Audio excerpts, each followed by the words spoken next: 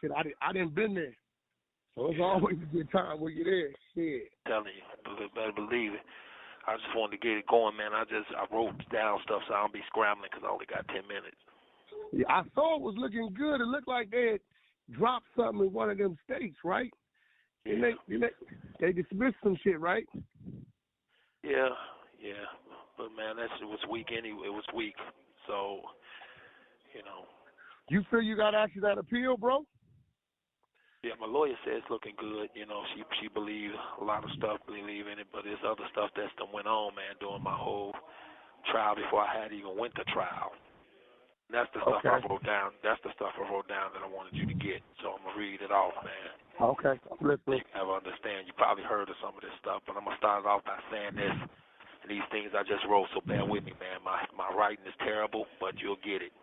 Go ahead, I'm listening. All right, the 14th Amendment is equal protection under the law. The 5th and 6th Amendment deals with due process. Everyone must have a fair process. There should not be a celebrity version of the Constitution and due process when it comes to going to trial. The law is not some song they can just remix to satisfy their agenda. And no matter what some people may think or believe about R. Kelly, they're entitled to their opinions. But I want people to remember this. Our constitutional rights is supposed to look just like their constitutional rights. My due process is supposed to look just like their due process. My equal rights are supposed to look just like equal rights, meaning equal. Yeah, they're not supposed to alter them because you're a celebrity. Right. And if all my rights and due process can be violated and R. Kelly can't get an equal protection due process under the law, who can? Now, here are all the facts. These are facts. Back in 2019, 4 years ago, my private jail records, my phone calls, emails was accessed illegally 153 times by an unauthorized BOP disciplinary hearing officer, whom the government is identifying as Officer A. So this was a wiretap? A wiretap? It was a wiretap. No, she went on a computer and she took them off the computer. This was before I had ever gone to trial.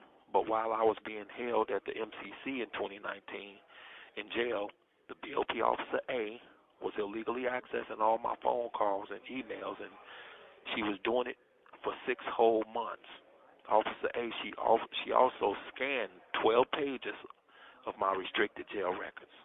She tore off every corner of every page where the dates and times would have been. And then she sent it to her own personal Gmail account. Oh, that's where it went wrong at. Right, that's exactly. But she didn't stop there.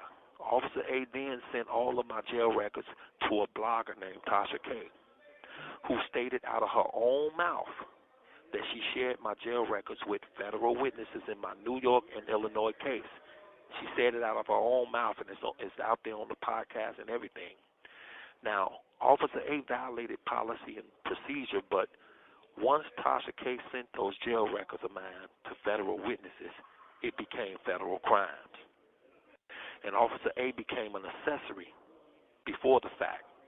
Aided and abetted Tasha K.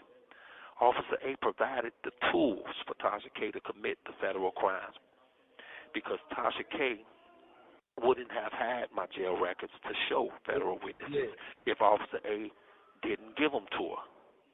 Now, my question to you, is these things we talking about, do they have an effect on the charges that you have? Absolutely. Because in order to have charges, you have to have witnesses, right? Yep. Okay, so you can't have a witness up there that's been seen 6 months worth of lovey-dovey conversations between you and your girlfriend, and the witnesses up there is your girlfriend too, and she's pissed off because she done seen all of this stuff that the BOP provided Tasha K with, and Tasha K went and showed it to her, can't she? Nope, you're right. That's called a tainted witness, ain't it? Definitely.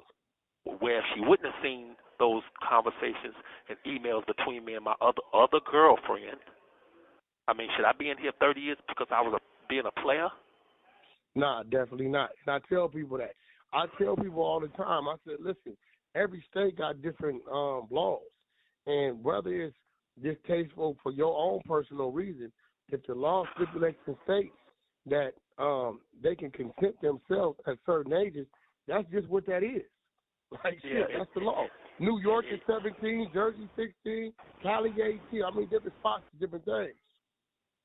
Yeah, This call is from a federal prison. But not one state in America and nowhere else got a law that puts somebody in jail because a witness is tainted and a girlfriend is mad, or a guy's being a player because he got two girlfriends. And they shouldn't be on the stand. Okay, so I'm just gonna finish it up, and it's all good. But she aided and abetted.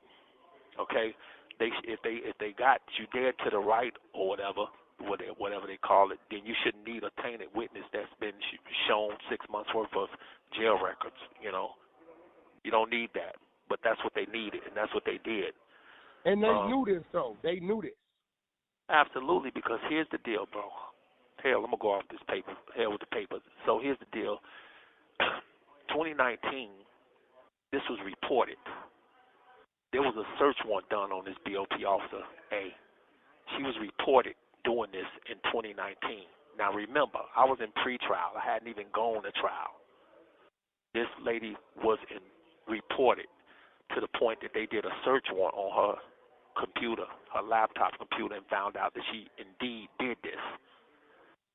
They found out that Tasha K indeed received this information from this BOP disciplinary hearing officer. This ain't just some security guard. This is a disciplinary hearing officer, which is a judge in the Bureau of Prisons. She knew exactly what she was doing when she gave Tasha K this information. Tasha K knew what she was doing because she actually said it out of her mouth, and she shared it with government witnesses in both my cases. And they did this prior to me even going to trial, which means I shouldn't even went to trial because my girlfriend. Went to trial.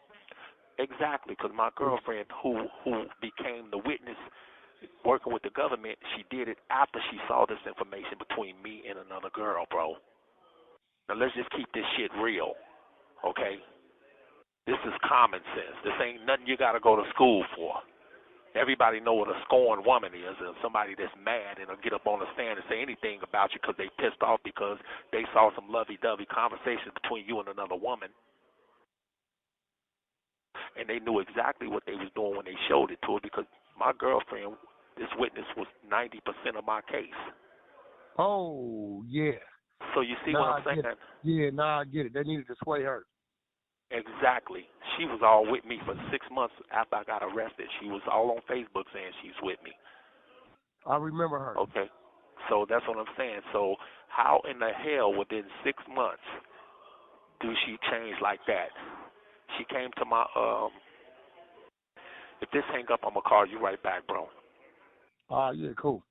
So she came to my last visit, the last visit I saw her, cursing me out, saying she saw the emails between me and my girlfriend, and she was pissed. I was like, in my head, I was like, how the hell she know that? She was quoting things I said. And then she even said that she heard me talking to my lawyer on the phone. Don't lie, I know your fucking voice. I mean, she snapped on the visit. After that, she left, went and started a fight with my girl, and then ended up with the feds.